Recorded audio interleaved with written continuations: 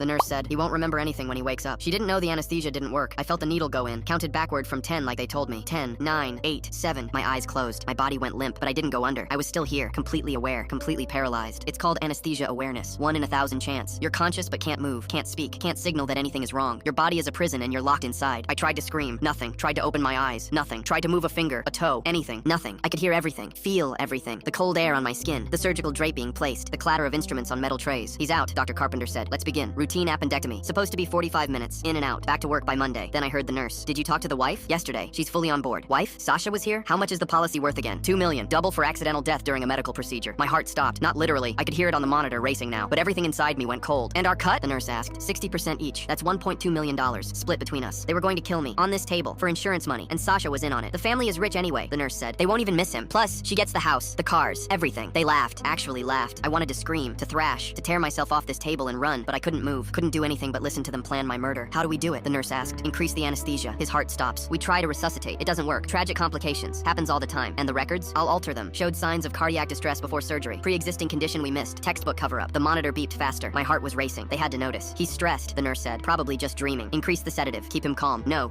If they gave me more, I'd actually die. I'd slip under and never come back up. I focused everything I had on my left hand. Every ounce of energy. Every thought. Move. Nothing. Move. Nothing. Ready? Dr. Carpenter asked. Ready. I heard the syringe. The tap of a needle against glass. Move. Please. Move. My finger twitched. Once. Tiny. Almost imperceptible. But the anesthesiologist saw it. Wait. I focused harder. My whole hand this time. It moved. Lifted an inch off the table. What the hell? My arm. I could feel it coming back. The paralysis wearing off. He's waking up. That's not possible. I gave him enough to... I opened my eyes. Dr. Carpenter was standing over me. Syringe in hand. Face frozen in shock. The nurse dropped her clipboard. I couldn't speak yet. My throat was still paralyzed, but I could move my arm. Could point. I pointed at the ceiling. At the camera in the corner. The one connected to the hospital's cloud server. The one that recorded everything for liability purposes. The one they forgot about. I mouthed one word. Recorded. Dr. Carpenter's face went white. He looked up at the camera, then back at me, then at the nurse. We need to... The door burst open. Security. 2 officers. And behind them, a man in a suit I recognized from hospital administration. Dr. Carpenter. Nurse Chen. Step away from the patient. This is a misunderstanding. We monitor the surgical feeds remotely. We heard everything. Everything. Every word about the insurance money. The murder plot. Sasha. They cuffed them right there in the operating room. Dr. Carpenter didn't resist. Just kept staring at me like he couldn't understand how I was awake. The nurse was crying. It was his idea. I didn't want to save it for your lawyer. They wheeled me to recovery. A different doctor. A different nurse. People I could trust. My voice came back an hour later. The first thing I said was, "Where's my wife?" They found Sasha in the waiting room, playing the worried spouse, dabbing fake tears with a tissue. They arrested her in front of everyone. She looked at me as they dragged her past my room, confused, betrayed, like she couldn't understand how I'd survived. I just smiled. 2 months later, I testified at all 3 trials. The anesthesiologist confirmed what happened. A rare reaction that left me paralyzed but conscious. 1 in 1,000 chance. 1 in 1,000 chance that saved my life. Dr. Carpenter got 25 years. The nurse got 15, and Sasha got 20. But the best part was watching her face when the prosecutor played the surgical footage, and she realized the husband she tried to kill had heard every single word, including the part where she called him boring in bed and worth more dead.